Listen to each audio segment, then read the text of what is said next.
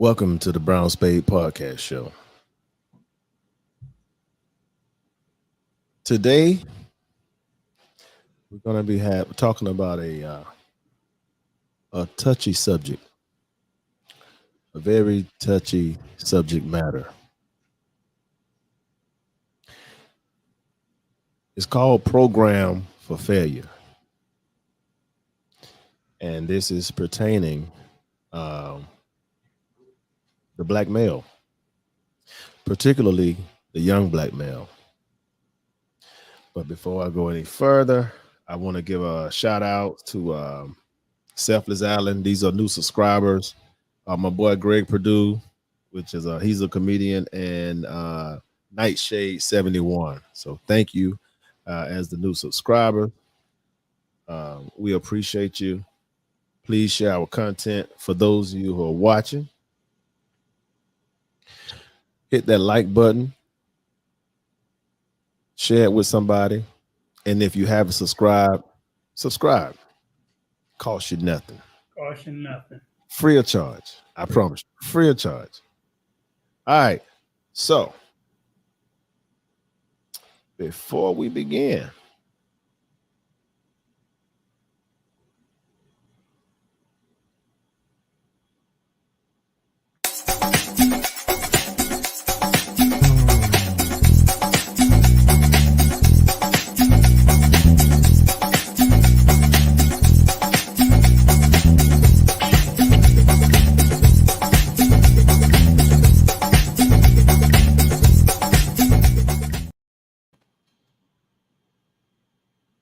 I'm Eric Perry in for Tom Haynes. Atlanta police say 17-year-old Cameron Mitchell was fatally wounded when an argument ended with gunfire Saturday. The shooting happened at an apartment complex on Mount Zion Road. That's when the shooters got away before officers could arrive. Fox 5's Deidre Dukes is live at Atlanta Police Headquarters. And Deidre, you spoke to the victim's mother.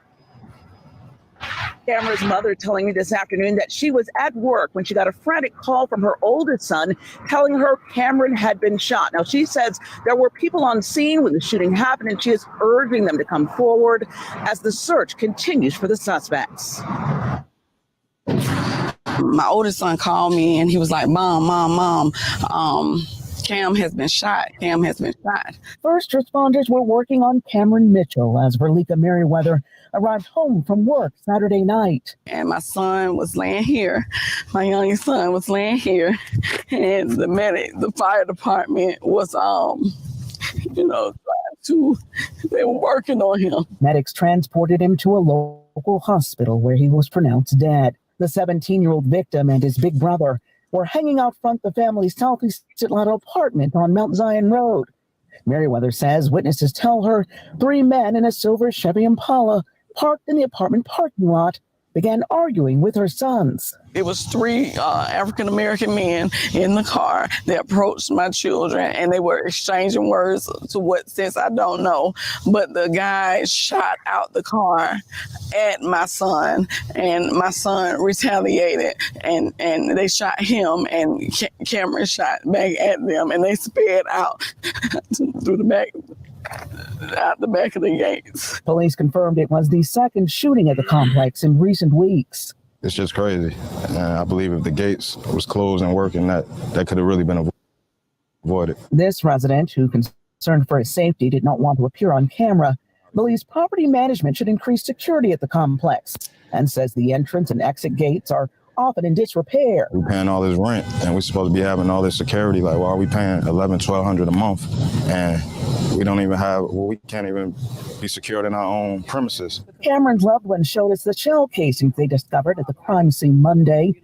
His mother believes her son might be alive today had the complex gates been secured. He didn't have to lose his life that way because where he stays, where he's supposed to be safe. Property management. okay, I'm gonna stop right there. So before we begin, I just want to say my condolences goes out to the mother, and it's a sad case. But if you guys haven't noticed that lately, when you turn the television on, particularly in the inner city, there are a lot of young black men being killed every single day. Gun violence, gangs, armed robbery, you name it. Carjacking, it has gotten out of hand. So, and that was why I came up with the topic of program for failure, because I do believe that, you know, we've been programmed for failure. Brother Cleve, I'm gonna let you go first, and then I will follow. First of all, my heart goes out to the family. I know Balika, and I know the father of the young man who got killed as well. It's sad because he was 17 years old, and the fact that, you know, this person, these guys, whatever, came through the neighborhood with a gun, you know, and proceed to shoot at him, and he's 17 years old. Not, you know, typically when you think of 17-year-old, he should be into book, school, you know, sports. Yeah, school just started. School just started. Girls, all these, you know, all these things. At that age, you know, these are the things that a 17-year-old should be into, and should have to, you know, pretty much deal with. You know, girls, books, school, sports. You know, not having a shootout. Like, and the crazy thing is, us growing up, we grew up in the what you call the urban neighborhood. Right. Inner city, the hood. Yeah. Yeah. It was known, you know, that, you know, things like this took place, right? But now, 2022, most of us are trying to get we moved out the hood, you know, to get our kids into better positions to where, you know, they don't have to go through what we went through, have to face what we face. But it's like the hood has left the hood and came to the suburbs. And it's not the because most of the time the parents, you know, they participate in a lot of the things that goes on. And I guess that's where, you know, a lot of this program to fail comes at. But right. you have people who move their kids in the suburbs, making for a household, a black household, to be making $100,000 a year together, whether they got two incomes or just one, that's unheard of in the 80s, coming out of a black household. So you expect to live in a house where you know, your kids, you know, into sports, into their books, you know, the school system is good, you know, the community is good, you know, you wake up, you know, happy, you know, you shouldn't have to go through this, knowing that, you know, that it's 2022. You move out of the hood for the hood to come and meet you at your front door. It's crazy to me. Yeah. Man, it's so much. So I'm just trying to embrace it. The crazy part of this is that what a 17-year-old doing with a gun? You know, she admittedly may he rest in peace, but she did admit that he shot back. So regardless of who's shooting, a 17-year-old shouldn't be having a gun.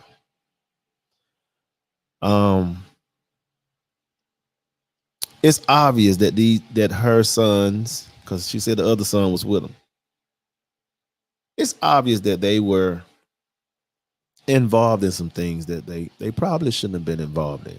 I think that's safe to say. If you 17, if your son walking around, if a young man walking around with a gun at 17, you know, that's trouble written all over it. That's a no-brainer.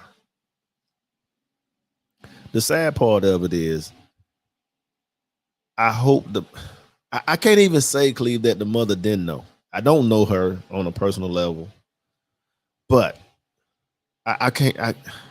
Certain things she had to see certain things. Like some things you may get past your eyesight. Certain things you're gonna hear mistakenly as a parent. I just believe that. I believe that.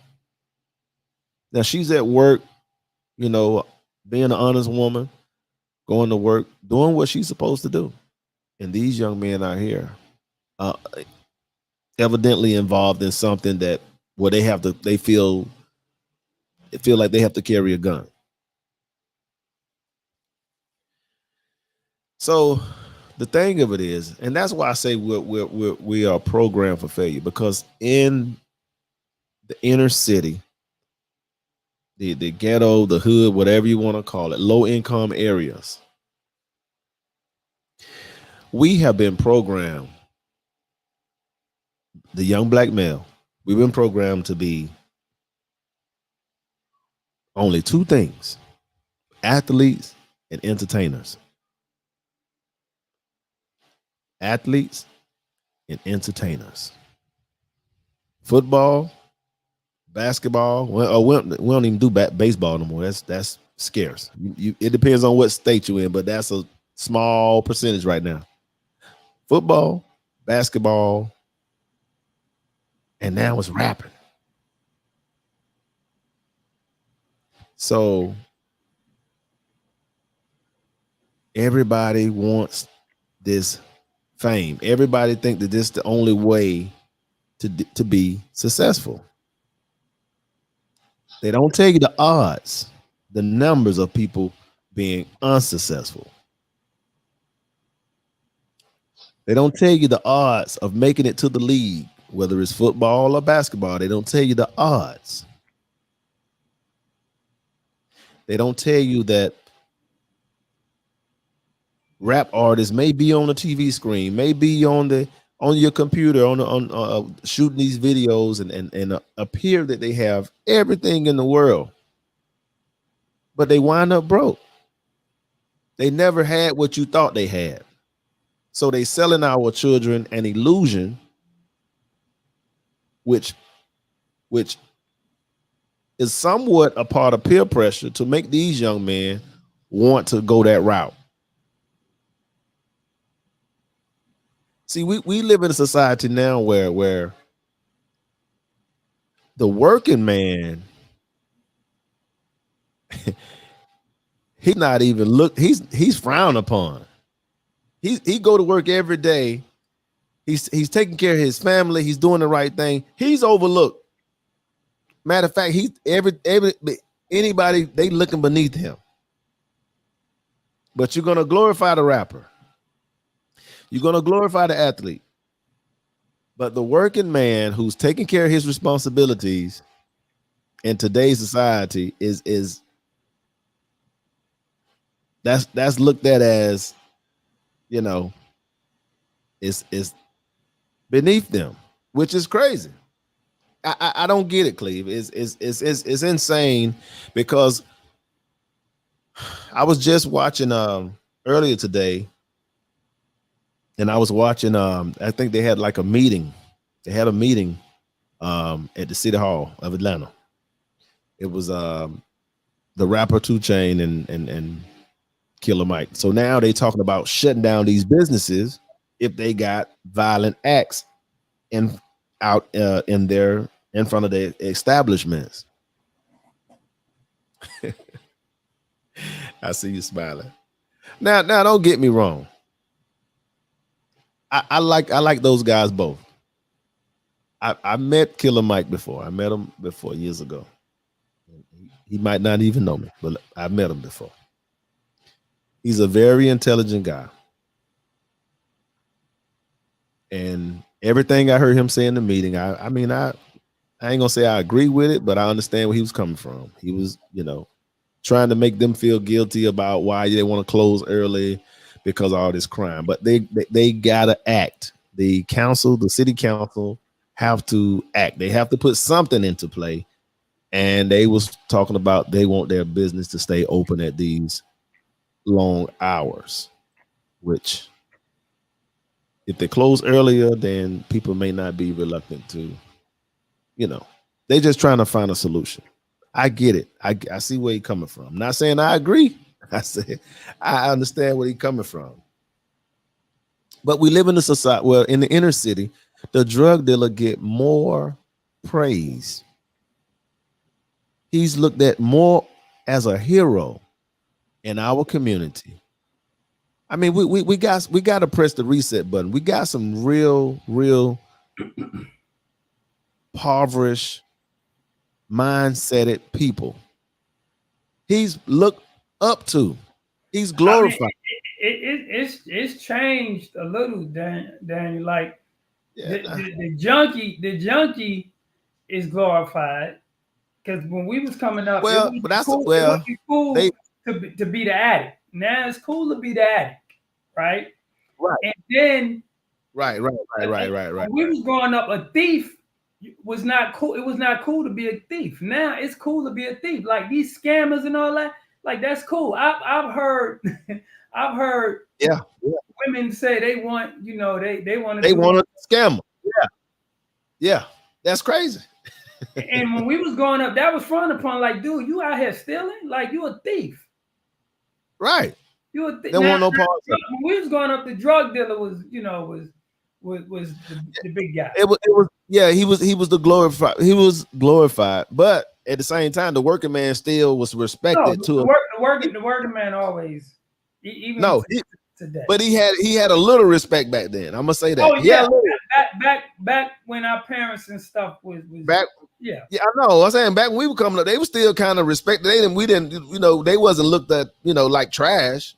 Yeah, they still had a little more respect. They got zero now. It's zero because they got the mentality that I don't have to get it out. I don't have to work. They use this term. I got to get it out the mud. Yeah, I heard that, and I'm like, what mud y'all talking about? Because these kids nowadays, they don't listen. Most of Black people, especially in the city of Atlanta, or just in the South, they have, because they did away with all the hoods.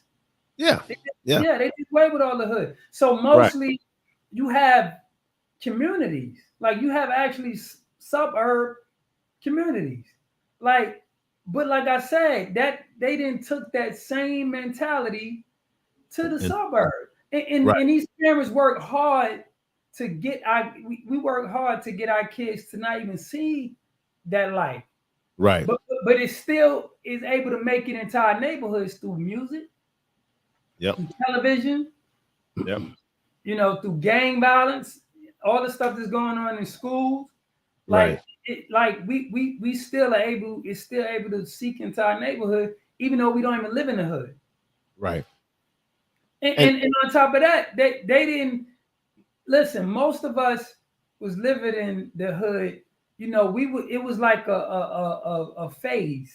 To try to make ends meet, or some was trying to get fly outfits. But now these kids just doing it just for a rap. It was survival for us. It was survival for us. It was literally survival for us. You got kids who got two parents in the household making $100,000 a year out here trying to be in a gang. You was not raised like that. Like, what are you doing? You gonna get out here and get your butt shot off because you don't even know, you don't even understand, you don't even have an uncle, a cousin, or brother who could come to you and talk to you about the streets. Think about when you was growing up, Daniel. Mm-hmm. We had guys, if we was out here trying to do these things, we had guys who older than that, who knew, like, oh man, young blood, you don't want that. I'm out here doing this, or I know what the streets about. And even if you did turn that leaf, they take you up under their wing and be like, look, well, this how you gonna do it. This how you get to it. You know, you got to be safe. They give you the blueprint and the stuff, and you might do it for 2 or 3 years and then get away from it, right? Some people try to do it as a lifetime. But long story short, these kids they just out here just doing it with no type of direction, with no type of guidance. They just out here trying to be in gang. They out here trying to sell drugs. They out here trying to do things that they was not raised to do. You was not raised to be like, I got family members that talking about they trying to be a rapper. And then during the whole process of them talking about being a rapper, the stuff that they rapping about, I'm like, that's not how you was raised. But guess what? Somebody gonna come test you, a gangster, to see if you really was raised like that. Then what? Because you're not built for that. You're not built for these streets. Right. You was raised in a house with two parents. You know, I remember how Eminem clowned the dude on 8 Miles. Right. He said you was raised with both parents. You're not from 8 Mile, and that's what these kids is doing. They not even from that lifestyle, and they have nobody to even direct them in the right direction. Right. And even like you said, so just to piggyback off you on the music part, and that's the part. And again, I'm not just blaming solely music. Let me say that. But I will say music is very influential in our community. Because when you think of, what's up, Kwame? Welcome in, brother. When you think of, because if you go to these young people and you start talking, if you talk about success, the first thing they're gonna say is somebody who rap, or they're gonna go straight to the athlete, right? So that's and guess what? People our age, if you talk about success, that's what they talk about. See, in our community, we don't talk about the scholars, you know, the black scholars. We don't talk about people that's intellectual, people that are inventors. Yeah, you know, people who philosophize on things with higher learning and can take us to a whole different vibration, a whole different way of thinking, just to open up some different tunnels in the way you even think, you know. So like I say, so you know, like and I'm just gonna name a few. So I'm just saying, like people don't talk about, and these guys are billionaires. So of course you got Robert Johnson. That's the guy that used to own BET. BET is no longer owned, for those that don't know, not owned by blacks anymore. But he's a billionaire. You got Robert Smith. Yes. You have David Stewart. Now Herman Russell is not a billionaire. He's dead now, but still, it's a success story because he was from Atlanta. He built a lot of buildings in Atlanta, and but people don't even know these people exist because they think about, and let me say this, Reginald F. Lewis. You know, so when we talk about success, even if you're in the barbershop, everybody go toward that celebrity lifestyle. And so we the only people that try to connect the entertainment life and try to sprinkle it all over your world. You see what I'm saying, Cleve? So for example, you don't see,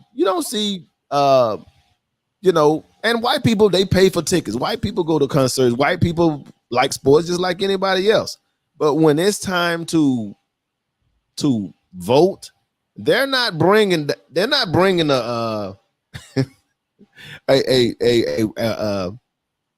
some entertainer. They're not bringing an entertainer to influence them to vote. You see what I'm saying? So the politician, when he come in, he want to bring in the Beyoncés and the rappers to try to help bring you aboard, or he gonna get on what that show is, Breakfast Club, and come on there just so they could try to tap in, but we the only people like that. You don't see that. You don't see that. That's your dog. You don't see that in the in the Asian community. You don't see that in the Latino community. You don't see that in white America. You don't see that. You don't see that. We're the only people that they tie us in because they know that we some kind of way, something in us that we if Cardi B say do it, it's okay. If Beyonce say do it, it's okay. No accountability for our own. We're not reading up behind these people or politicians or whatever just because a celebrity says so. And they use us like this all the time. They even go to the church and get some of these preachers. They pull them out of the pulpit to get some of the peoples up to vote. And then once when we get into, and I'm not trying to jump subject or whatever, but once when they got us all charged up and you go to that ballot and punch, then they dissipate. Everybody disappear.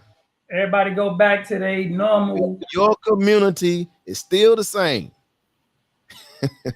Your community still have the same problem, same issues. Pookie and Ray Ray still running your freaking neighborhood. That's where we are right now. That's where the inner city is right now. Yeah, it's crazy. Go ahead, brother. Go ahead. When it comes to politicians, I mean, like you said, they don't even take us serious, y'all. They just don't. No. Look, you got so many people who are qualified to help develop a plan for, our community, who look like us, who think like us, who can actually go and put together a plan. Ice Cube came up with a group of people who can go, and we talk about reparation. He had a group of people to sit down with the Democrat and the Republicans to talk about this. They said no. They chose to talk to Cardi B. This is just how serious they take us. They asked Cardi B, what do black people? Well, how they not taking us serious? But yeah, this is how they not exactly. They went to Cardi B and asked Cardi B, what do y'all need? Right. Cardi B. Now all of a sudden, they asked WAP, what do we need?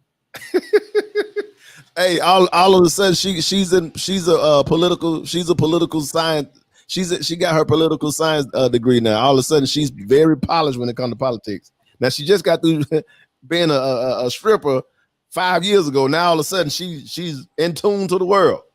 It's insane. But this is how they set us up. Yeah. For failure. Because and the thing is we should be determined. We should determine who our role models are, what we think success look like. We should not allow television or radio to tell us this is what success look like. I mean, we just shouldn't. But anytime you type in, you could just type in black leaders and just see what pops up. They probably throw in your Martin Luther King. They probably throw in your Jesse Jackson. But after that, who do we have after that? Right. Who's after that? Who's after Jesse Jackson? Man, it's crazy. It's sad. It's sad too, but it lets you know that it from that perspective, from those perspectives that we just presented, it just lets you know how weak our community is. Yeah. And it shows us how we think. Like we don't even do enough to follow up on a politician. We don't do enough to know how to. I'm talking about from a collective point of view. It's not enough of us to. I mean, really, Cleve, we don't even own our freaking neighborhoods. No. Let the truth be told, we don't own our neighborhoods. Go to your gas station. Go to your police station. Well, in Atlanta, it'll look like it. Go to your fire station. Go to your bank. Go to the cleaners where you get your clothes done, pressed up. Go there.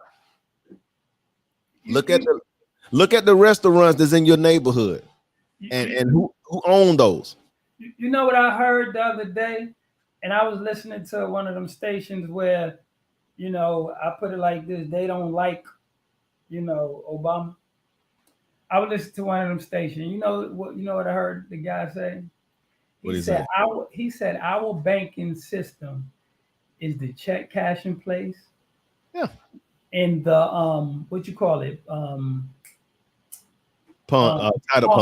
Title pond. He said that is our banking system. Yeah. Absolutely right. That is our banking system. It's sad. It is sad. Right. And so, and again, I'm not singling out just rap music, because I think that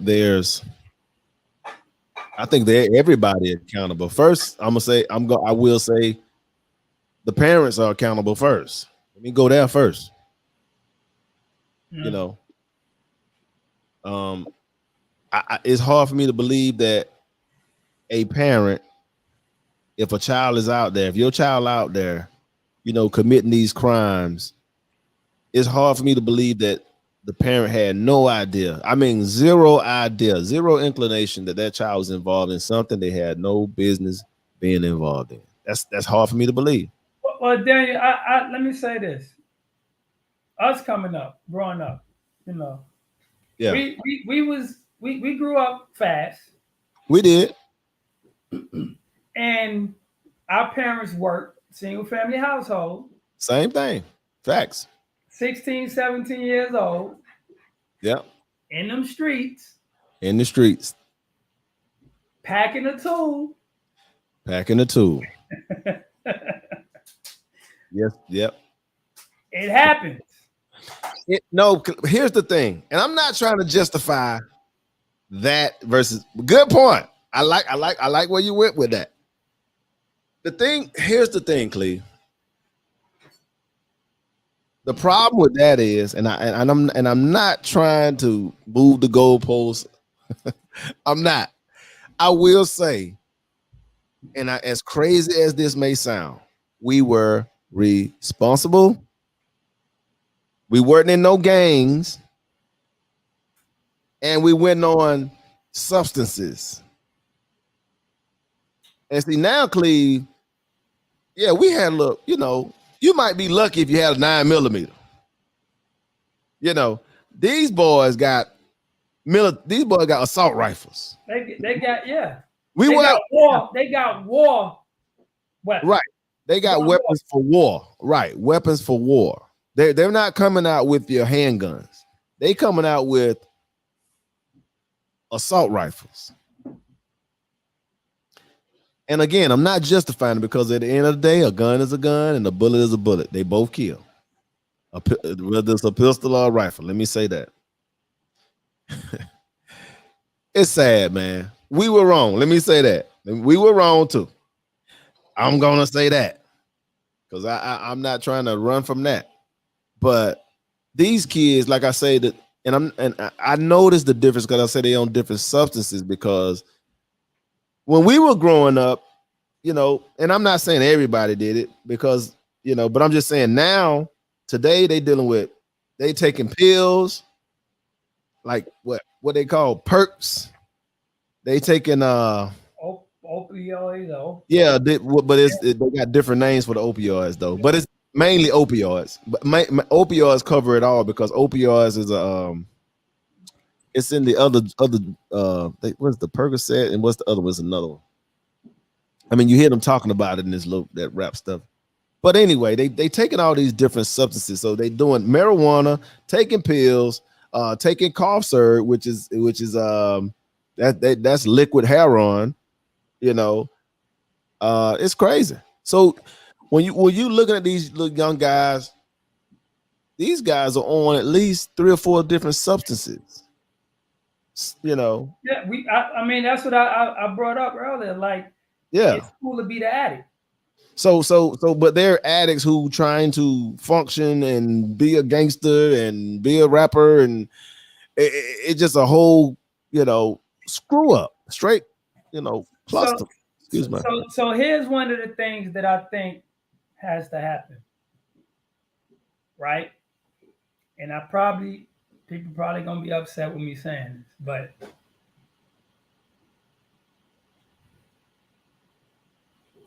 stop having all these damn kids if you cannot manage them, be around them to see what they doing daily. Yeah. 1 or 2 kids, if you want to be single, but 3, 4, 5 kids, is no way you're gonna be able to manage what they doing, supervise them, and also bring in income to provide. It's just not gonna happen. That's why I always preach that I'm willing to bet you that most of these kids that's in gangs, most of these kids are out here killing. I'm willing to bet you they come from single family households. Absolutely. I'm willing to bet you they come from single 99% of them. Because listen, a man, let me explain to you about fathers and men. We know that our kids hold our last name. Yep. And we do not want our kids going out here in these streets putting a bad rep on our last name. We just don't. A man is not going to allow that to happen. A man is not going to allow that to happen. He's not going to allow. He would tell his son, I would rather take you out than to let somebody out here in the streets take you out. I don't know if y'all seen that video. Darren, you seen that video with the guy? Yeah, son, yeah. I saw that.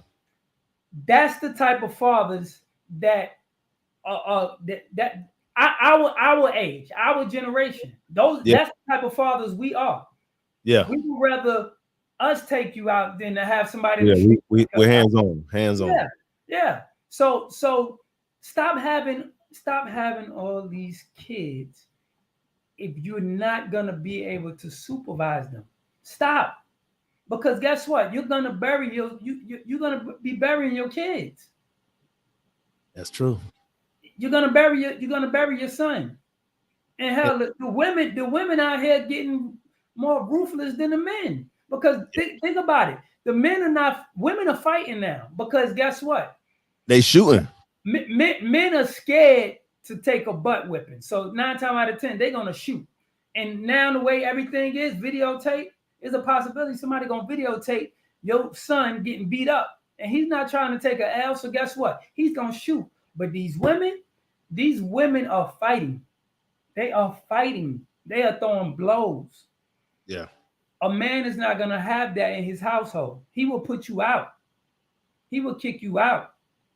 Or he'll put hands on you. He's gonna hold that young man accountable. Oh yes.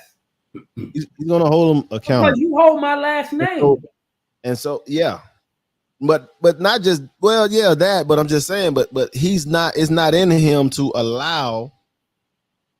First of all, it's not in him to allow the child to run the house if he's present. But because of his absence, that's why a lot of these kids are running astray. Mm-hmm. And for those mothers, for those mothers that got a decent father and want to be in the child life, you should honor that. You should be glad, and you should keep a good communication with him, with the father, to let them know, just because y'all don't live together, let them know what's going on the daily. Y'all should be working as a team, because the one thing y'all do have in common is that child. Especially I'm talking about these boys, so this is specifically for the little guys now, the young men, because this is how you lose them. She's not communicating with the father. She ain't gonna tell him, because she don't want to seem like he's out of control. Because if she say he's out of control, then that means she's not doing her job. So she don't want to communicate. I'm talking about for those fathers that want to be involved. Now, for those of you who are not involved, you're bums. You just out here just making children. You ought to be ashamed of yourself. Ladies, listen, if your kid's father, they're not together, y'all live in separate households. If your kid's father wants to be in the child's life, I'm about to say something that's y'all not gonna want to do. But if you really want your son to grow up to, especially if you made a child with this man, if this man was good enough for you to have a baby by, he should be good enough for you allow that son when he turned 8 or 9 to send him to his dad. That's the hardest thing I know for y'all ladies. But if you want your son, if you want to save his life, send him to his. Don't send him to him when he's 14. Right. Send it to him when he's 8 or 9. Right. Send him to his dad. Right. And guess what? Y'all co-parent. Because ladies, y'all complain about, and I'm talking about the ladies who have a father. To whom this concerned? Yeah, I'm talking about a lady who has the father wants to be in the child's life. Send him to his dad, because guess what? Y'all complain about it's hard out here for a woman, this, that, and the third. It's going to be even harder when you have to bury your child. It's going to be even harder. All making those visitations into prison to see him. Yes. Send him to his, when he's 8, 9 years old, send him to his dad. Stop. If it's really about the kids and you really want your kids to have the best chance, especially us, the men, and you respect the father, you know the father, you had a child with this father. You had a child with this man. Right. You had a child. So apparently you respect him enough to have a child with him. Right. Allow him to get his son. Send him to his son. Send him to his dad. 8, 9 years old. Don't wait till he's 14, 15. Talk about some little Junebug wanna come stay with you after he didn't start smelling himself and he didn't, think he bigger than his dad. No, it's too late. You need to you done lost him at this 9 years point. old and let that man raise him up to be I have a friend. I tip my hats off to her because when her son got a certain age, she sent him to his dad, and now his dad is taken care of, and the boy is excelling very well. The boy is excelling, and I'm talking about she sent him like she lives in Florida, he lives in doggone Kansas. Right. And go ahead, brother. I'm sorry. No, but she just added an extra 25 years to that boy's life. Yeah. Easy. And mothers have to understand, and I get it. That doesn't mean you don't love your child, but what you have to understand is, boys, once when they reach a certain age, they already feel like they got the upper hand on their mom because they know you're weak for them anyway. They know what buttons to push. They know how to manipulate their mothers. Mm-hmm. And so imagine you got 2 of them, 3 of them, hell, 4 of them. You are heading toward failure when it comes to raising productive young men. And if you love your child, if you love your son, then you need to take heed. That child need to be in their fault. If they got a responsible dad, and that dad don't mind getting them, you need to go ahead and turn them over. Like Cleve said, don't wait till you turn 14. Send them over there while he's young. But again, you still stay active. That don't mean you just go out here and living your best life and you out here, doing whatever. You still involved just as much as the father is involved. It is a team. It is a collective effort. That's what you have to understand. And some boys hunger for their father. That they really acting out because they don't have that. Because there's an imbalance. There's an imbalance. You got to think about it.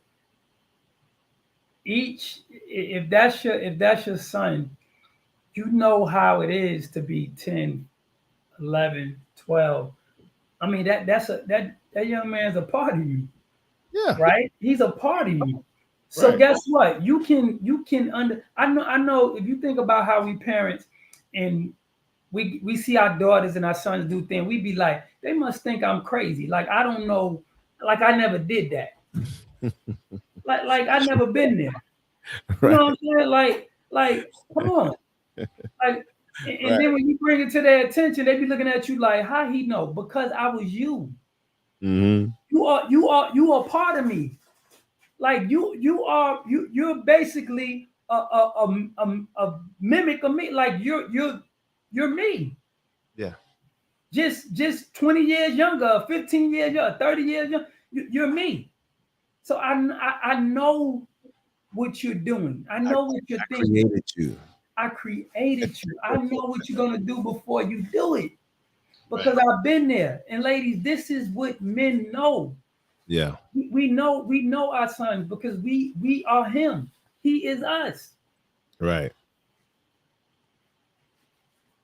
Yeah, we're in some very, very troubling times right now. And this is not just in Atlanta either. This is going on in all the major cities where there's a lot of urban areas and a lot of, you know, melanated brown faces, young men out here.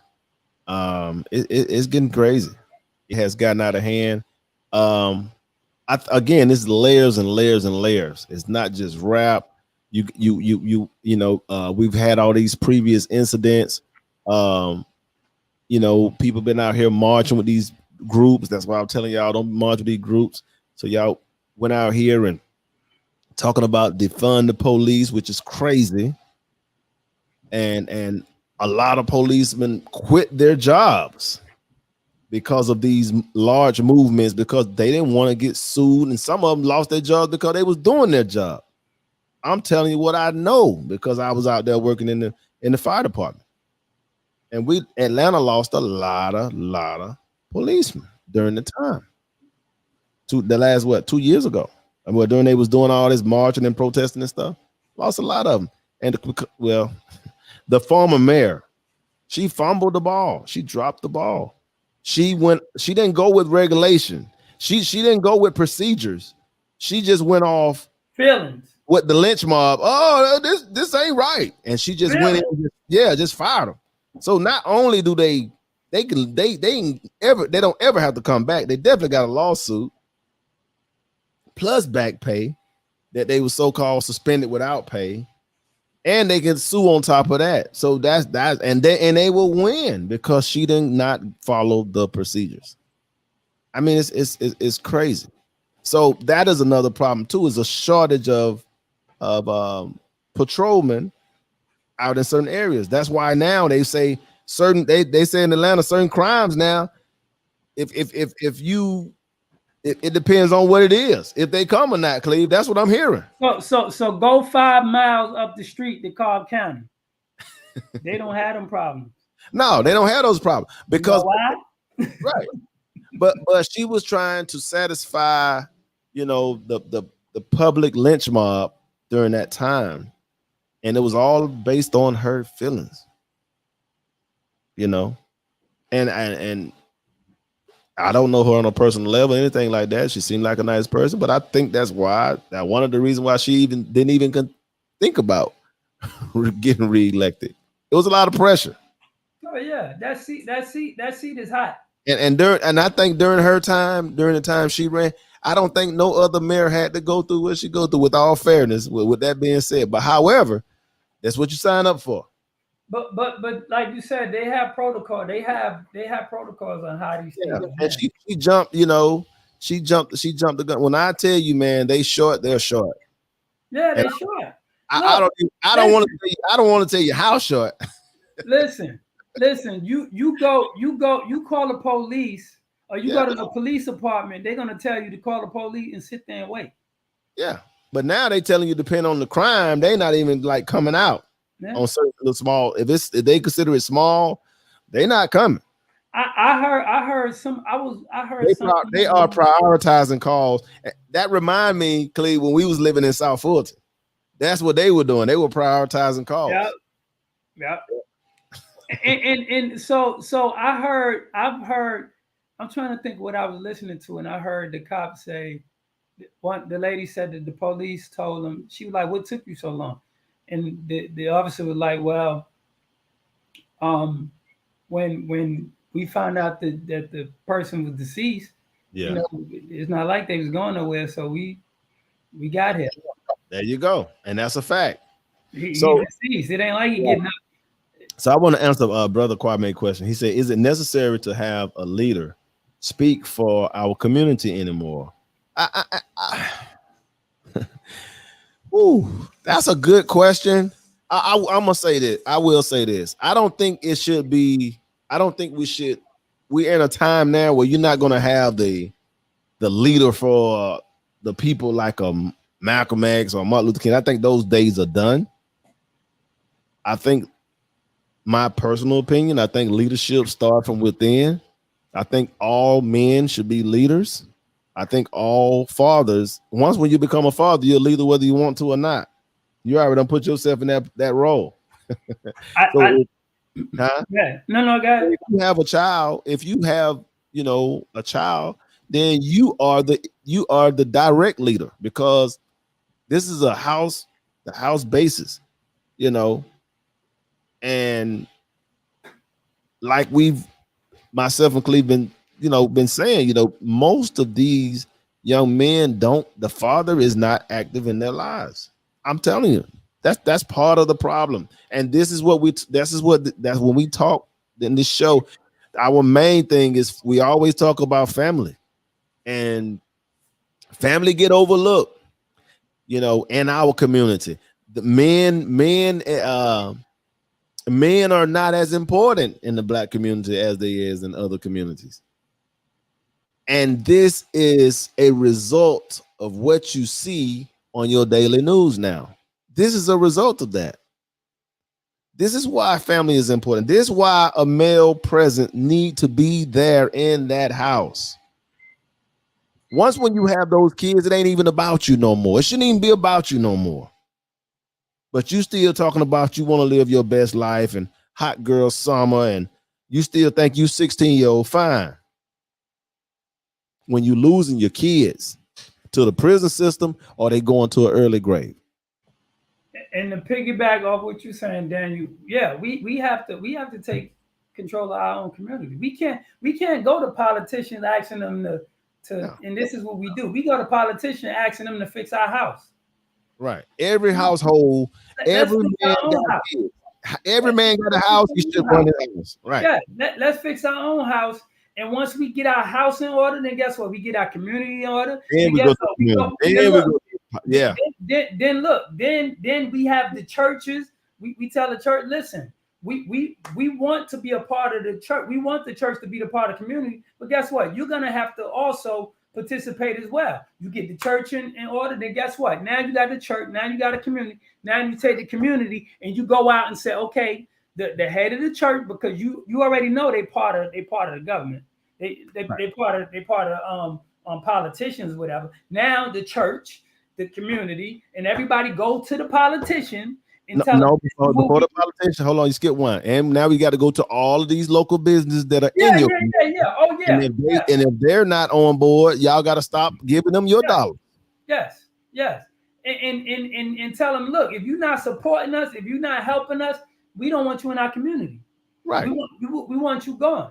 Then you go from that to then once you get to that point, then guess what? Y'all take the money and the resources that y'all have in y'all community, and y'all take it to a politician and say, look, this is what we want. We're willing to pay you this. We're willing to give you this. But you have to go and support us for this. That's how the Asians did it. That's how the whites do it. That's how everybody do it. And I'm not trying to say, I gotta say this to us. We gotta stop going by the old-fashioned way. We ain't getting no results.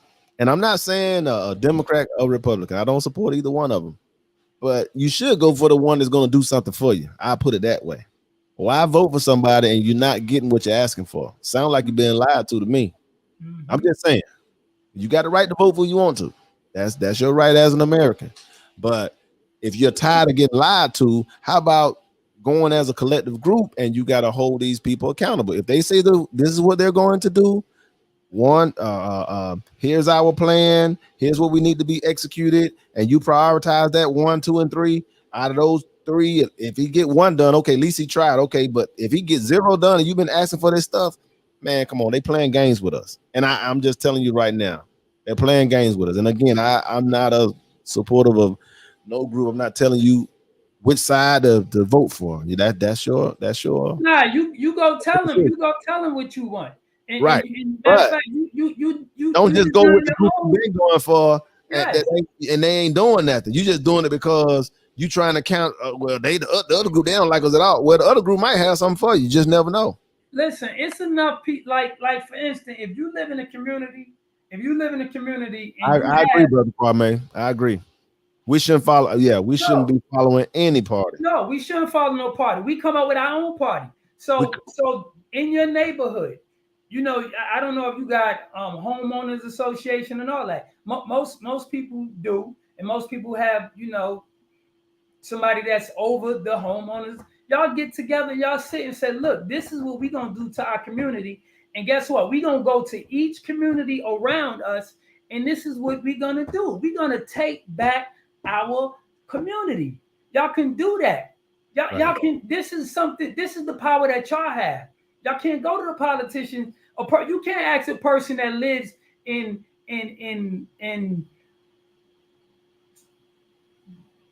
Egypt, Georgia, to come to your community and make it better. No, because he don't live there. He don't care about your community. No, you need people that's actually in the community, who live in the community, and y'all come together and say, look, this is what we want for our community. These gangs that's coming over here, shooting up and spraying up our community, guess what?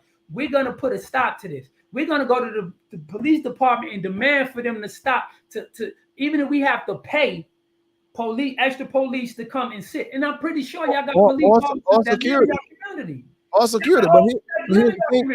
But here's the thing, though, Cleve. Here's the thing. See, if those men were active fathers, those absent fathers I'm talking about, if they was active, you wouldn't even need the police. Think about that. Think about that. No, because we police our own neighborhood. But you policing your family. You like, hold on, bro, what time it is? You supposed to be here at 8 o'clock. You see what I'm saying? Daniel, when we lived in the same subdivision, did we not police our community? We policed. Me and him lived. You know, I could see his house from my house. We policed. Matter of fact, we had a whole community, y'all. This was in South Fulton. We protect our community. We had these little dudes trying to be thugs, and we tell them, hey man, y'all take that stuff out. We didn't play. Right. So I've seen it done. I've seen it done, but we gotta want to do it. Yeah. And that's the problem that we want to sit back and I think silence, because people don't want to get involved. But I think that the silence is what killed. Silence was doing more harm than anything, you know, and that's how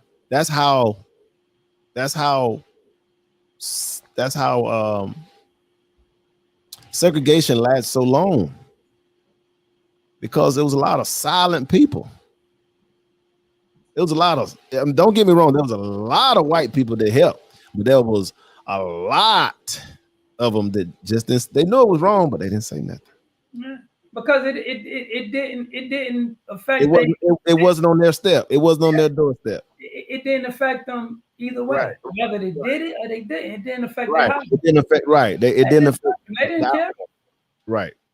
Yeah. And so. And the thing is, why should they?